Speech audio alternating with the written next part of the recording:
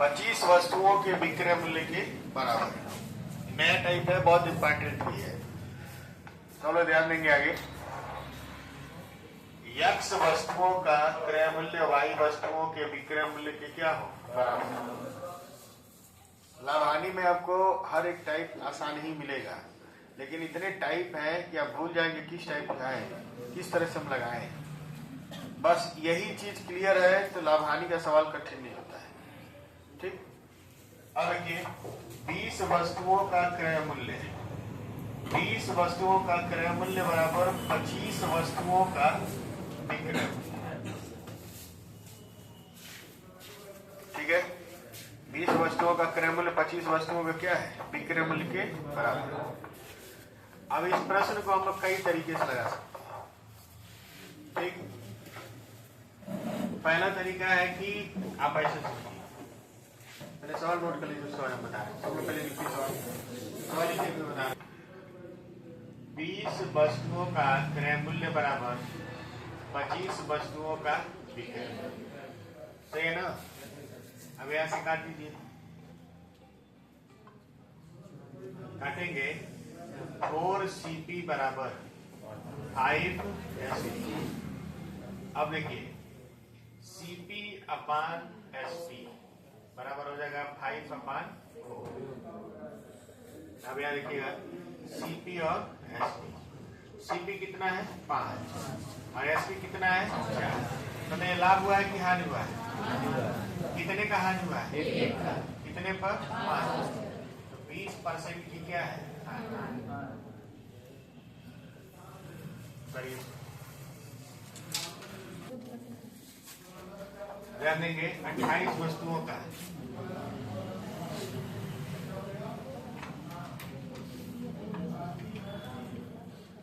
28 वस्तुओं का क्रय मूल्य जो है 21 वस्तुओं के विक्रय मूल्य की क्या है, बराबर। ये सच को 28, 4CP बराबर 3SP। CP अपन SP कितना हो जाएगा 3/4। CP कितना है 3, SP कितना है 4। एक का लाभ हुआ है कितने पर 3, 33 है 1/3% लाभ। कर लिए होंगे आप लोग, आगे बढ़िए।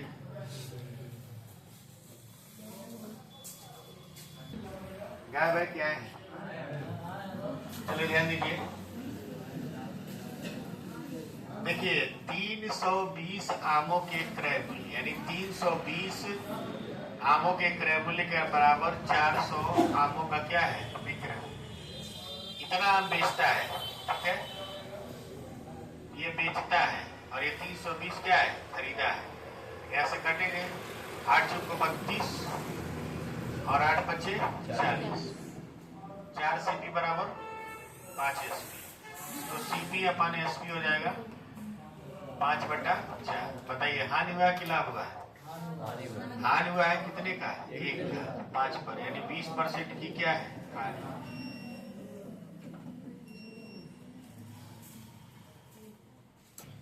12,000 वस्तुओं का विक्रय मूल्य, ठीक है।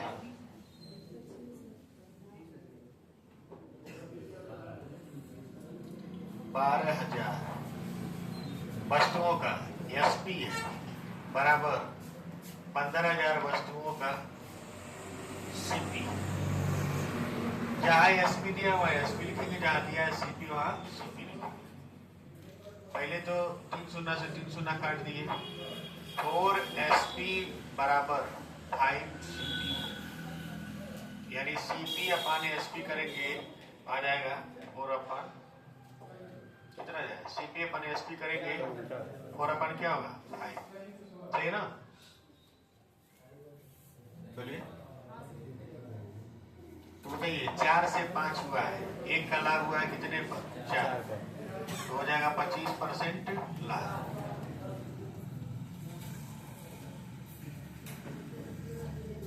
दस वस्तुओं का लागत मूल्य, 10 वस्तुओं का लागत मूल्य 16 वस्तुओं के विक्रय मूल्य के बराबर है। लागत माने CP और 16 SP काट देंगे 5CP बराबर 8SP। तो CP अपान SP बराबर हो जाएगा 8/5। बताइए लाभ हुआ है कि हानि हुआ है? हानि हुआ है कितने का? 3 का। कितने पर? 8। 37 से 1/2%। 3/8 को 37.5 बोलते हैं। नहीं आता है तो बुरा मत करिए।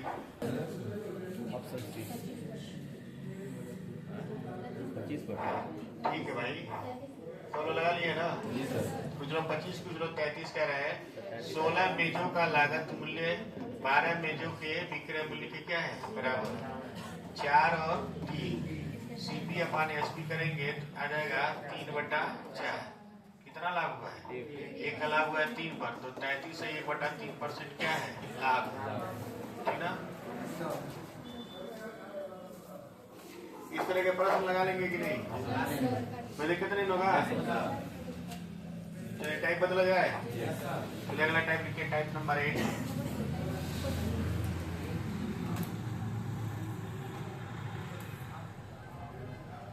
एक और क्वेश्चन है, इसको लिख लीजिए आप लोग, इसको भी लगा लीजिए। 20%। हाँ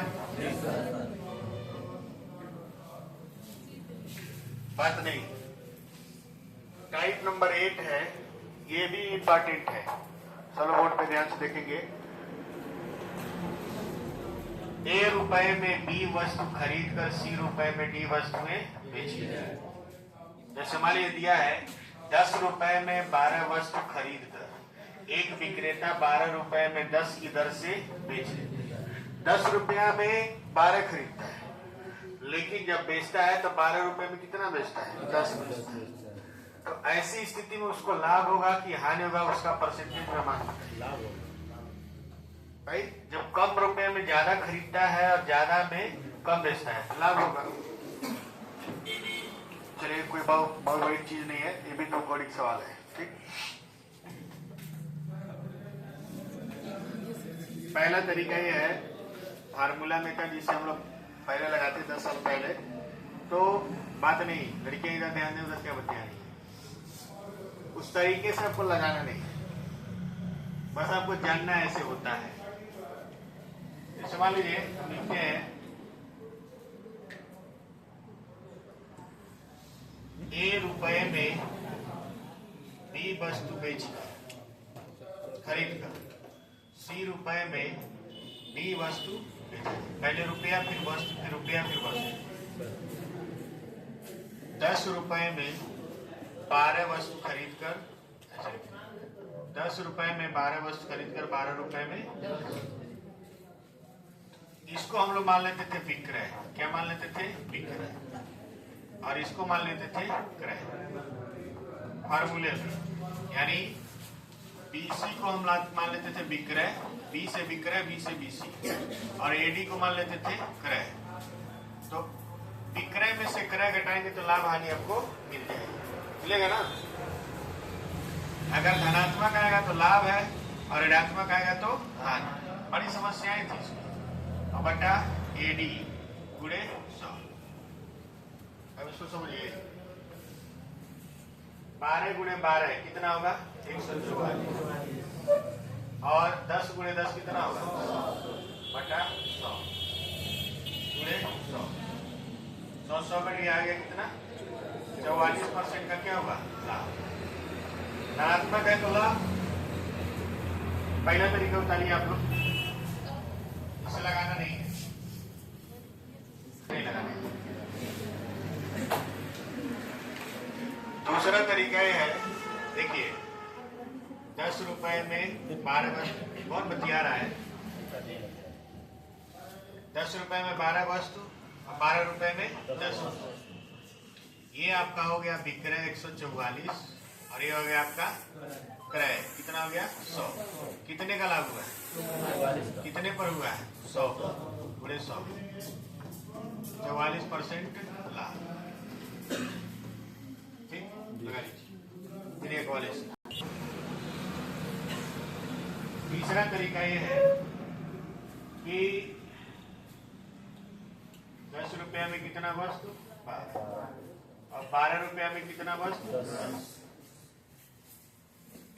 रेशियो वाले में हम क्या करते हैं, वस्तु को बराबर करते हैं। क्या करते हैं, वस्तु को बराबर करते हैं।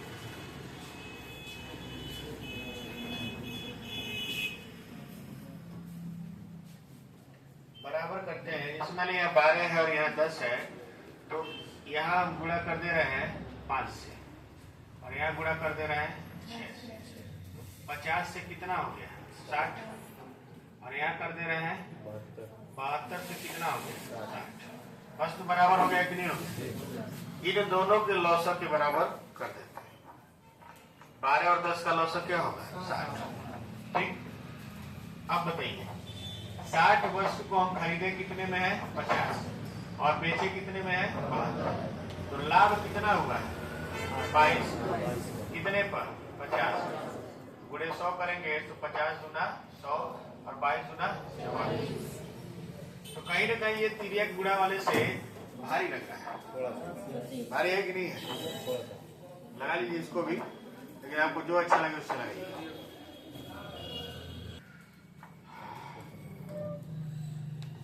20 रुपए में 25 की दर से पेन खरीदता है और 6 रुपए में 10 की दर से बेचे, तो 200 हो गया और ये 150।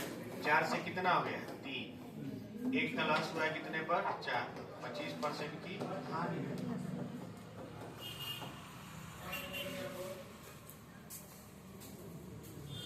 21 की दर से और 3 रुपए में 5, 35 और 63।